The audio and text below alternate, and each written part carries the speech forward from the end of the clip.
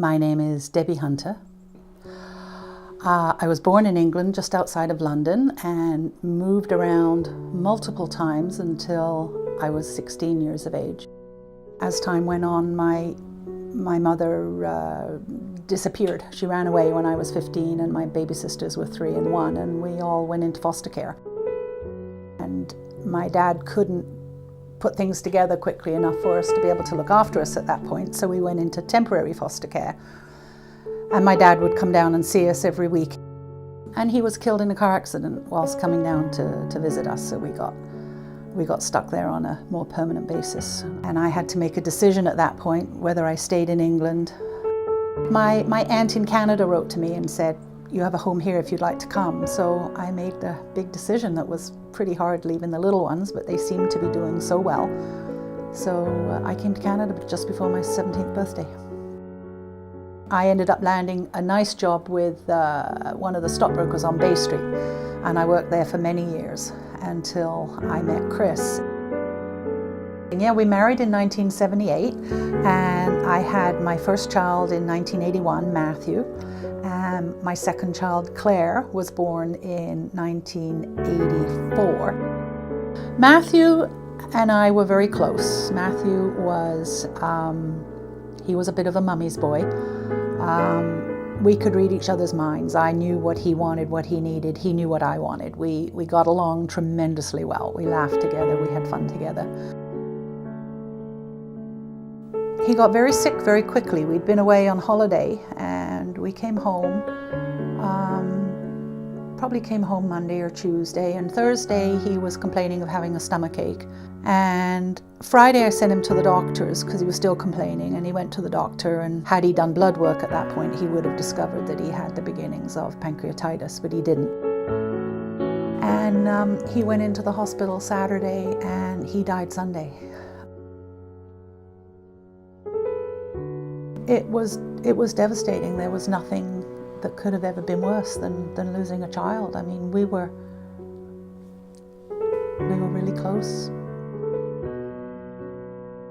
And you change your values when something like that happens. You take chances.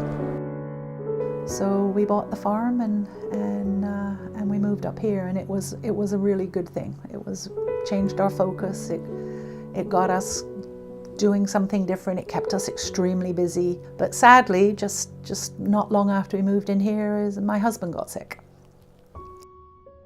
He was a wonderful provider. He made sure. Chris's way of loving us was by giving, by what he could do. When he got into his 40s, the doctor told him late 30s, early 40s, if he didn't lose some weight and get his cholesterol and triglycerides down, that he wouldn't be around for very much longer. We went out and we bought him a bike, and he'd go around the Brop. That grew and grew and grew until he became an avid cyclist, and he was the healthy, fit example setter in the family. He joined a cycle club, and he regularly did the century rides and that sort of thing. And those years were great for him. Shortly after we moved here, he started having some balance problems. It gradually started happening more and more, and so we thought we better go and see what's going on with him. And it took 3 years to get a diagnosis, and it turned out that he had a progressive neurodegenerative disease called multiple system atrophy.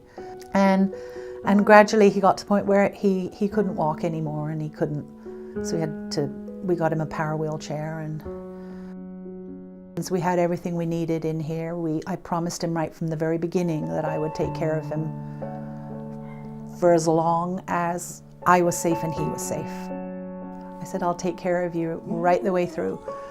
And I did. And so did Claire, and so did Dan. Everybody was tremendously supportive, and we were able to keep him home up until just the last couple of days before we lost him in September. We always say our animals are our healing therapy, and that's why we have so many. I mean, we have horses, we've got mini donkeys, and we've got goats and cats and dogs, you name it. And they make you smile. And I think when you've had such tremendous tragedy and such difficult things happen to you in your life, you don't need huge things to make you happy. Little things make you happy. Little things make you smile. And I know at Chris's funeral there was a poem that I read, and there was also an article that I read from the Gibran prophet. And it was about the hole in your soul that grief carves. And the harder, the deeper that hole is, the more joy it can hold. And it's true. It truly is true. I mean, we've had tremendously sad things happen, but because of that, we look at life differently, and our values are different, and we get pleasure out of little things and small things. So we live our lives to the fullest and hope that they'll be long, and know that one day we'll meet up with those that are gone again.